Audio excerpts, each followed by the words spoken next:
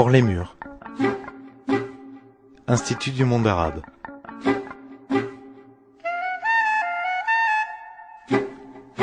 Les jeudis de Lima.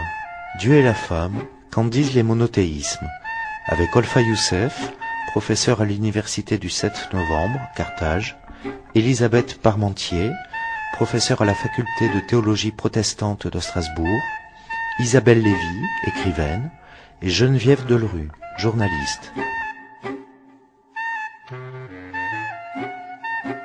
Je vais laisser la parole à Geneviève Delru qui va animer cette soirée et avec trois intervenantes. Alors Olfa, merci d'être venue de Tunis exprès, et Elisabeth Parmentier de Strasbourg. Alors à vous Geneviève. Avec Olfa Youssef, professeur à l'université du 7 novembre, Carthage. Je dirais que naturellement on passe à vous Olfa Youssef.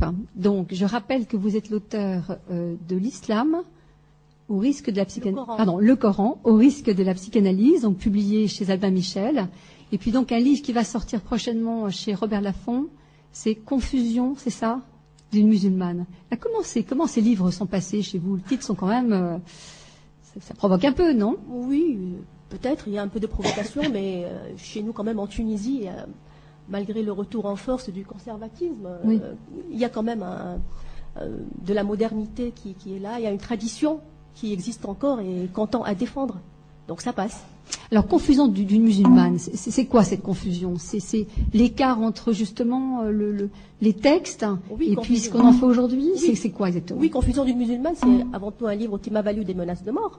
Mais bon, là n'est pas le plus important. C'est un livre justement qui a essayé de montrer les limites d'interprétation traditionnelle du Coran.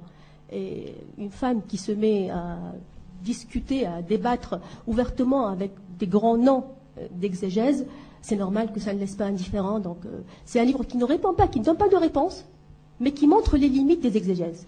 Et là, ça a quand même gêné certains. Alors, la place du féminin, la représentation du féminin dans l'islam, c'est une représentation positive ou pas? Avec Aïcha, il y a quand même des grands noms. Ben, je peux vous prouver tout de suite que c'est une représentation positive, avec tous les arguments qu'il faut. Et après, je peux vous prouver que c'est une représentation négative avec tous les arguments qu'il faut. Et c'est ça le problème que nous vivons en islam depuis près de 14 siècles. C'est que quand on parle de l'islam et de la femme, il y a toujours des opinions apologétiques qui disent que l'islam a donné à la femme tous ses droits.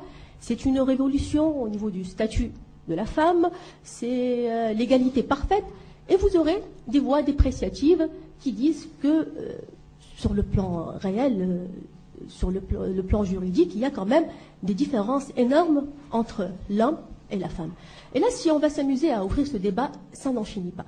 C'est pour ça que je peux vous donner des exemples. Certaines personnes essaient de trouver des explications historiques à ces différences entre hommes et femmes. Parce que dans le Coran, il est dit que le témoignage d'une femme vaut la moitié du témoignage d'un homme.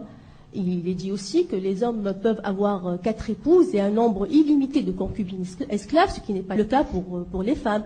Et les exemples abondent. Certains essaient